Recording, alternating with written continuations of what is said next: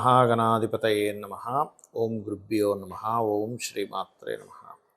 పరమేశ్వర స్వరూపమైనటువంటి జ్యోతిష, వాస్తు మరియు ఇతర అనేకమైనటువంటి శాస్త్రములను మనకు అందించినటువంటి మహర్షులకి నమస్కారం. హయగ్రీవ హయగ్రీవ హయగ్రీవేతి యో వదేత్ తస్య నిస్సరతే వాణీ జహ్నుకన్యా ప్రవాహవత్.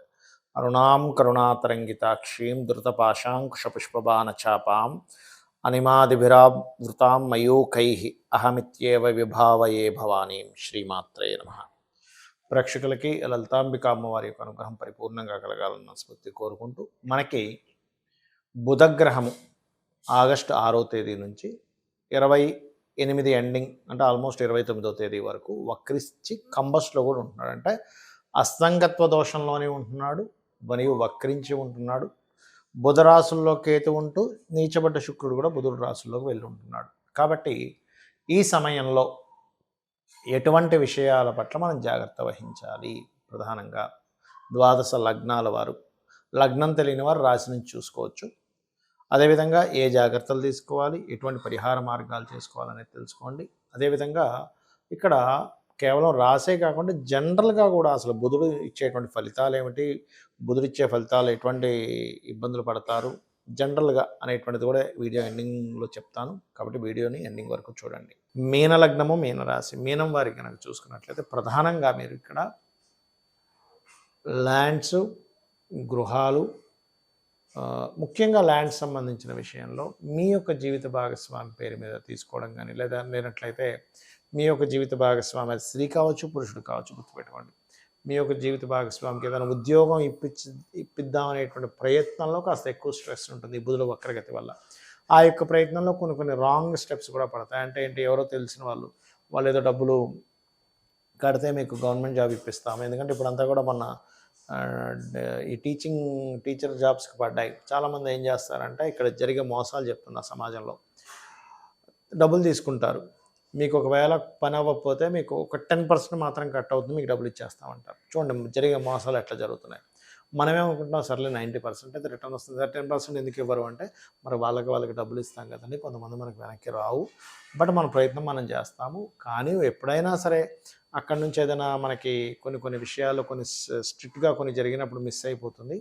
అప్పుడు మీకు రాకపోవచ్చు, అప్పుడు మాత్రం మీకు రిటర్న్ ఇచ్చేస్తామంటారు. అలాగే ఏం చేస్తారంటే వీళ్ళు చాలామందికి డబ్బులు తీసుకుంటారు. డబ్బులు తీసుకొని లక్కీగా వాళ్ళకి వస్తే ఇక మా వల్లే వచ్చిందని చెప్తారు. ఆ డబ్బులు వీళ్ళు ఉంచేసుకుంటారు. రాని వాళ్ళకి 10% మిగిలిపోతుందిగా వచ్చిన డబ్బులో. అంటే 10 లక్షలు ఇచ్చారనుకోండి, 1 లక్ష మిగిలిపోతుందిగా. అలా 10 మందికి చేస్తే 10 లక్షలు మిగులుతాయి. ఇట్లాంటి మోసాలు చేస్తున్నారు, జాగ్రత్తగా ఉండండి ఈ గవర్నమెంట్ జాబ్స్ విషయంలో. ఇది చాలా చాలా చాలా కేర్గా ఉండవలసింది. ఎందుకంటే నా నోటీస్కి వచ్చిన అంశాలు ఇవన్నీ కూడా, నా నోటీస్కి వచ్చినవి. ఈ జాగ్రత్త చెప్తున్నాను నేను, మీకు గుర్తుపెట్టుకోండి. అలాగే మరొక విషయం ఏంటంటే, ఇక్కడ మీరు ఏదైనా కొత్త బిజినెస్ స్టార్ట్ చేసేటప్పుడు ఆ బిజినెస్ గురించి జాగ్రత్తగా చూసుకుని బిజినెస్లు ప్రారంభించండి. తొందరపాటు పడి వ్యాపారాల్లోకి దిక్కండి. ముఖ్యంగా ఈ 6వ తేదీ నుంచి 29వ తేదీ వరకు. అదేవిధంగా బంధువర్గంలో ఏదైనా సరే, బంధువర్గం వారితో పార్ట్నర్షిప్ చేసే విషయం కానీ, బంధువర్గం వారితో ఏదైనా పెళ్లి సంబంధాలు కుదుర్చుకునే విషయంలో కానీ 1-4 సార్లు ఆలోచించి నిర్ణయం తీసుకోండి. ఇక మీరు చేయవలసిన దేవత ఆరాధన రాజరాజేశ్వరి అమ్మవారి యొక్క ఆరాధన చేయండి. గోవుకి గ్రాసము మరియు గోంగూర తినిపించండి. బుధ, కేతు, శుక్ర గ్రహాల దగ్గర దీపారాధన చేయండి. అన్ని విధాలు బాగుంటుంది. చాలామంది ఏంటంటే నవగ్రహాల్లో శని భగవాను చూసి చాలా భయపడుతూ ఉంటారు. అమ్మో ఏలినాడు శని, అర్ధాష్టమి శని, అష్టమి శని అని. కానీ అన్నిటికంటే కూడా మోస్ట్ పవర్ఫుల్ ప్లానెట్ శని భగవానుడు. పవర్ఫుల్ కాదని కాదు, ఎక్కువ ఇబ్బంది ఇచ్చేది బుధుడు. ఎందుకు ఏమంటే బుధుడు అంటే మన మీద అందరికీ బుధుడికి కోపం ఉందా అంటే కాదు. బుధుడికి పూర్వజన్మ కర్మను అందించేటువంటి పోర్ట్ఫోలియో వచ్చింది. అందుకే చూడండి, నోరు బాగుంటే ఊరు బాగుంది అంటారు, అవునా? అలాగే మీరు ఎప్పుడైనా సరే గమనించండి, అప్పులు పాలు ఎక్కువ ఇబ్బంది పడేది ఎక్కడంటే అప్పులు, లేదా రోగము, శత్రుత్వము. ఈ 3 ఎలా వస్తాయి? శత్రుత్వం ఎట్లా వస్తుంది మనకి? మనం మాట్లాడే మాట వల్లే శత్రుత్వం వస్తుంది. మనం చేసే థింకింగ్ వల్లే శత్రుత్వం వస్తుంది. ఆలోచన విధానం.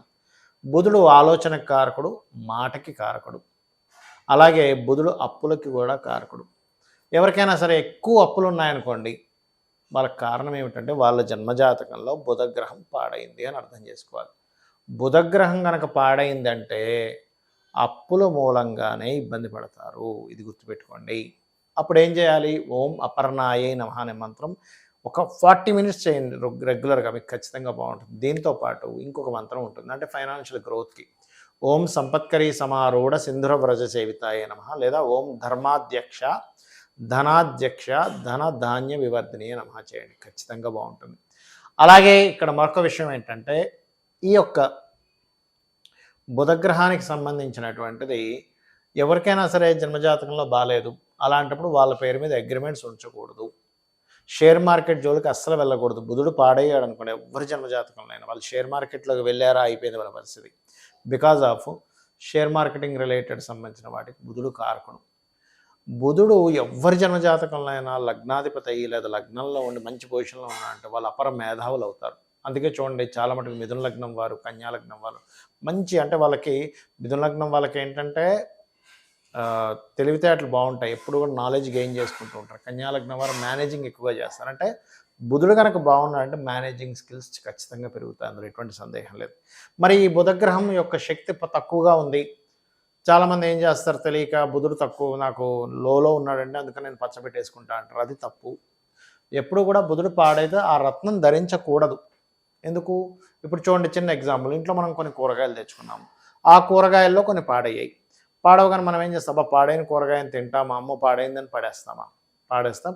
పాడైనటువంటి వస్తువు మనం తినకుండా పడేస్తాం, ఎందుకు? అది మన బాడీకి ఎఫెక్ట్ చేసే ఛాన్స్ ఉంటుంది.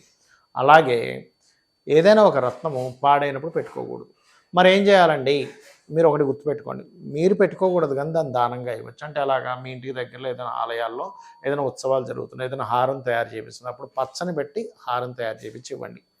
అన్ని డబ్బులు ఉంటే ఒకవేళ డబ్బులు లేవు అనుకునేటువంటి వారు మీరు ఏం చేయొచ్చు అంటే బుధగ్రహం దగ్గర దీపారాధన చేయండి, చాలా సింపుల్గా.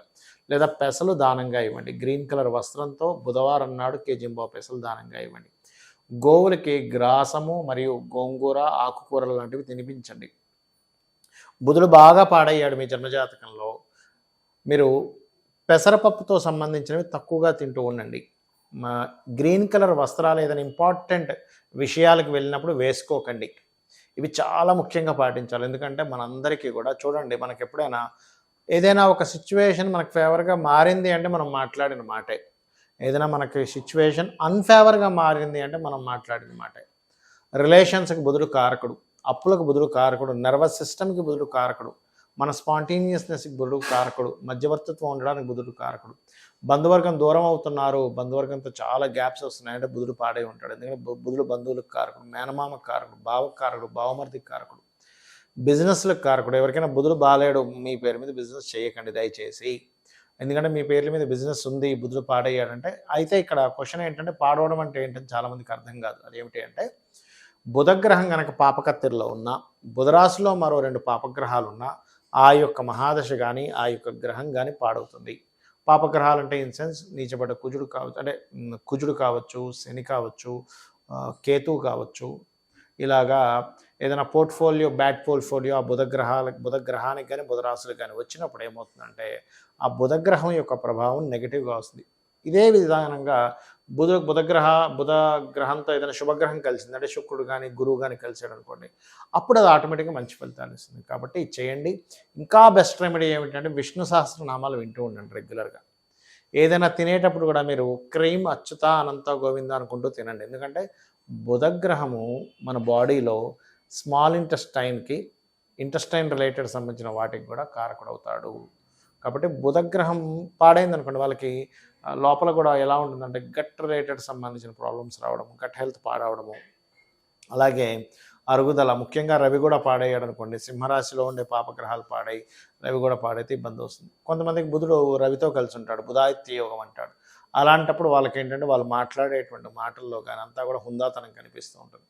ఆ రకంగా ఏంటంటే బుధగ్రహం మీకు బాగుంది అంటే ఈ మంచి ఫలితాలు వస్తాయి, పాడైందంటే ఈ ఫలితాలు వస్తాయి. దీన్ని బట్టి మీరు గుర్తిస్తూ ఎక్కువగా విష్ణు సహస్రనామాలు వినండి, ఓం అపర్ణాయ నమః మంత్రం చేసుకోండి, శివుడికి బిల్వంతో మీరు అభిషేకం చేయండి. ఖచ్చితంగా మీకు బుధ అనుగ్రహం కలగడం వల్ల పూర్వజన్మ కర్మ తొలగుతుంది. రిలేషన్స్, ధనము, అప్పులు తీరిపోవడము, ధనం బాగా కలిసి రావడము, వ్యాపారాల్లో బాగా కలిసి రావడం జరుగుతుంది. ఇది పాటించి మీరు అమ్మవారి అనుగ్రహాన్ని పొందాలని కోరుకుంటూ శ్రీమాత్రే నమః.